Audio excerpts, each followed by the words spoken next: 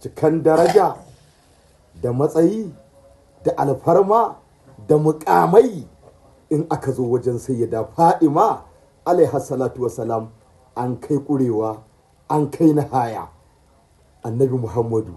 ya ce iza jama'allahu al-awwalina wal ahirina fi sa'idin wahidin,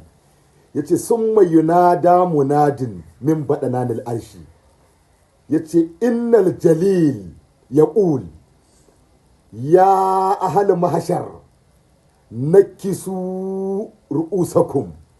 wa guddu absarukum fa inna hazihi Fadimatu bintu Muhammadin turidu an tamurra ala sirat. Annabi Muhammadu ya ce idan ranar tashin alkiyama ta zo, Allah ya haɗa mutanen farko da mutanen ƙarshe a fili ɗaya. Mai kira zai kira zai ce ya ku jama'an filin tashin alkiyama, kowa ya sunkui da kansa ƙasa,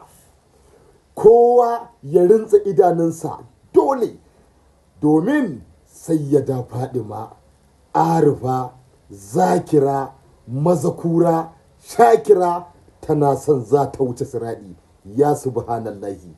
a filin tashin alkiyaman nan fa akwai annabawa, akwai waliyai, akwai siddiƙai, akwai salihai, akwai shahidai, amma za a ce kowa ya sunkui da kansa ƙasa saboda mai alfarma, mai daraja, mai mukami a wajen Allah za ta wuce siradi. Ya subhanallahi,